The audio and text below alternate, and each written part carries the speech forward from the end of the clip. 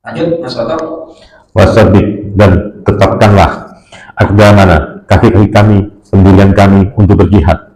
Wansurna, dan tolonglah kami, awal kaumi, atas kaum al-kafirun, orang-orang kafir. Tuh, ini dicatat ini Soto, doa-doa yang kayak gini itu dicatat ketika bersengketa atau apa. Kita harus yakin kita dalam posisi benar. Kalau nggak benar ya jangan pakai yang model-model. Rabbana ighfir lana dzunubana wa israfana fi amrina wa tsabbit aqdamana wansurna ma'al qaumil kafirin. Ini doa-doa kalau orang ketika berjuang doanya ini Mas Toto, apa yang Allah berikan? Ayat lanjutannya. Fa'atahumullahu, maka Allah memberikan kepada mereka sawabat, pahala, sawabat dunia, pahala dunia, kemenangan dan ganimah, wahusna, dan kebaikan, sawabil akhirah, pahala akhirat surga. Wallahu, dan Allah yuhibbul muhsinin, dia menyukai orang-orang yang berbuat kebaikan. Baik, di sini ada katakanlah pembahasan yang menarik. Diulang lagi perkataannya Mas Toto. Ayat berapa? Ayat barusan 138. 148. Fa'atahumullahu, maka Allah memberikan kepada mereka sawabat dunia, pahala dunia, kemenangan dan ganimah, wahusna, dan kebaikan, sawabil akhirah, pahala akhirat surga. Wallahu, dan Allah yuhibbul muhsinin, dia menyukai orang-orang yang berbuat kebaikan. Baik, di sini kenapa pahala dunia itu nggak ada kata husna, nggak ada kata kebaikannya Mas Toto? Karena sehebat apapun bentuknya kenikmatan kebaikan di dunia itu pasti bercampur dengan sesuatu yang baik, sesuatu yang gak enak, ya kan? Kita ingin cari rezeki, setelah berjuang dapat rezeki berupa duit, itu langsung senang apa pusing Mas Toto? Ya kan? Ternyata setelah dapat rezeki buat bayar benar apa Pak? Cicilan. Masya Allah. Makanya nggak dikasih. Ini saya baca dalam tafsirnya Tatakun saya. Kenapa pada ayat yang ke-148 pahala dunia itu tidak dikasih embel-embel husna? Karena kebaikan apapun di dunia itu bercampur dengan sesuatu yang tidak baik. Yang tidak, maksudnya tidak baik itu adalah tidak sesuai dengan keinginan hawa nafsu.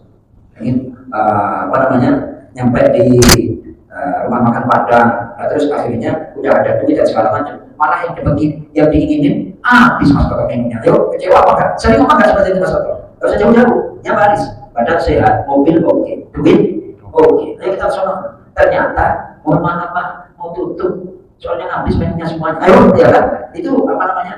Kebaikan dunia seperti itu bercampur dengan sesuatu yang tidak mengenakan. Makanya tidak dikasih kata husna. Jadi tidak menyisakan kekecewaan.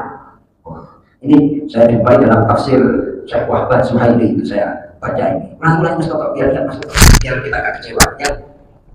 Fa'atahumullahu, maka Allah memberikan kepada mereka sawabat dunia, pahala dunia, kemenangan dan ganimah, wahusna, dan kebaikan, sawabil akhirah, pahala akhirat surga. Wallahu, dan Allah yuhibbul muhsinin, dia menyukai orang-orang yang berbuat kebaikan. Baik, oke, saya kasih contoh jelas ini di dalam Al-Quran.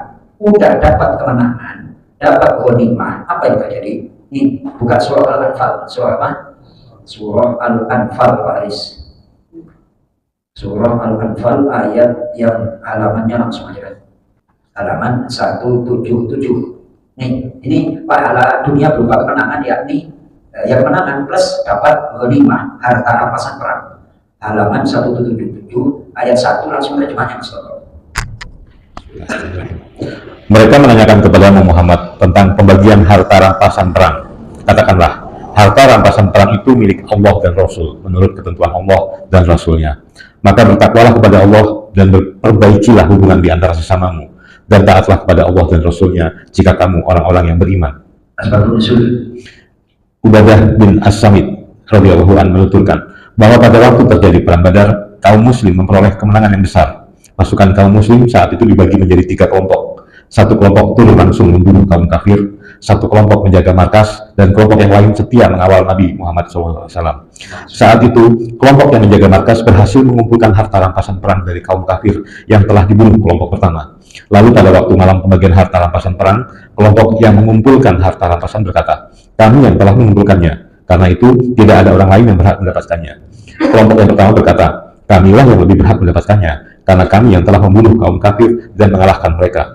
Dan kelompok yang ketiga berkata, bukan kalian yang lebih berhak, akan tetapi kamilah yang lebih berhak, karena kami yang senantiasa menjaga beliau agar tidak ada kaum kafir yang dapat melukainya. Atas dasar ini, maka turunlah ayat ini. Setelah itu, Rasulullah SAW membagi ganimah dengan adil kepada kaum muslim. Coba, udah dapat harta, masa malah mau berantem. Yang satu ya, kok nggak bisa, ini yang paling berhak. Coba Pak. Jadi, kebaikan dunia itu menyisakan problem. Misalkan apa Ustaz? Ingin istiqoroh dapat istri, setelah dapat calon istri dipinang, setelah pinang garuk-garuk kepala, ini nanti buat hari A, modalnya dari mana, setelah nikah terus masih senang tapi garuk-garuk kepala lagi apa enggak? Garuk-garuk kepala. Jadi yang namanya kebaikan dunia itu menyisakan problem. Makanya dalam surah Ali Imran itu kebaikan dunia, pahala dunia itu tidak dikasih embel-embel kebaikan karena senantiasa menyisakan problem. Kata para ulama, hidup di dunia itu memang repot. Kalau nggak mau repot, ya nggak usah. Masya Allah, itu kata-kata Mbah Mun Zubair itu. Urip nang dunia itu ya emo itu ya serba nggak enak, itu serba repot. Kalau nggak mau hidup di dunia, nggak usah. Kalau nggak mau repot, ya nggak usah hidup. Ya Mas Toto ya, berarti kerepotan itu harus dinikmati aja sekarang Mas Toto. Ya, mau disuguhin susu kayak kopi kayak alhamdulillah dinikmati aja. Ayo. Dunia itu tidak memenuhi apa yang kita inginkan.